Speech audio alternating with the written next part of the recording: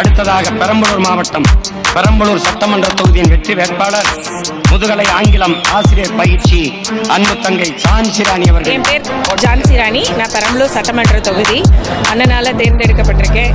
ஏன்றதுக்கு ஒரே ஒரு விஷயம், இங்கே பெண் வேட்பாளர்கள் 117 பேர் பார்த்துருப்பீங்க. எந்த கட்சியிலையாவது இந்த நிகழ்வு இருக்கான்னு மட்டும் பாருங்கள். பெண்ணுக்கு ஆண் சமம் அப்படின்னு மட்டும் இல்லை, 2 பேருமே சமம் அப்படின்றது தான் அண்ணனோட கோட்பாடு. இந்த பெண்களுக்கு உரிமை கொடுக்கறது வந்து கடமை கிடையாது, உரிமை அப்படின்றத அண்ணன் சொல்றாரு. இந்த ஒரு விஷயத்துக்காகவே நம்ம நாம் தமிழரை ஆதரிக்கலாம். அந்த ஒரு விஷயம்தான் எனக்கு இன்னமும் இப்போயும் பிடிச்சிருக்க விஷயம்.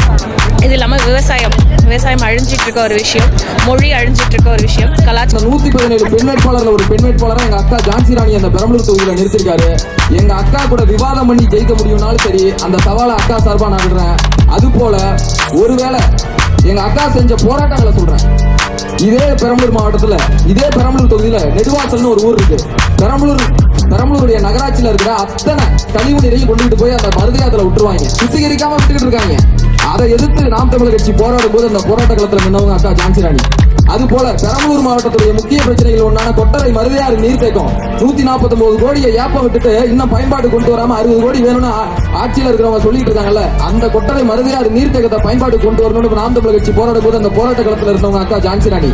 அது போல தமிழ்நாடுன்னு பஸ், தமிழ்நாடுன்னு ஸ்டிக்கர் ஓட்ட பக்கத்து அந்த திமுக ஆட்சியை எதிர்த்து நாம் தமிழர் கட்சி போராடும் போது அந்த தமிழ்நாடுன்னு ஸ்டிக்கரை ஒட்டி போராடி கைதானவங்க அக்கா ஜான்சி ராணி. தொடர்ந்து இந்த பெரம்பலூர் மாவட்டத்துல ஒரு கிரஷர் கொண்டு வராங்க. அந்த கிரஷரை எதிர்த்து நாம் தமிழர் கட்சியும் போராடிச்சு, மக்களும் போராடினாங்க, நாம் தமிழர் கட்சியும் அவங்களோட சேர்ந்து போராடிச்சு. அப்படி போராடும் போது அந்த கிரஷர் நிறுத்தப்பட்டுச்சு. போட்டியிடுகிற வேட்பாளர்கள் ஆற்றல் மிக்க செயல்மறவர்கள், மண்ணுக்கும் மக்களுக்குமாக முழு ஈடுபாட்டோடு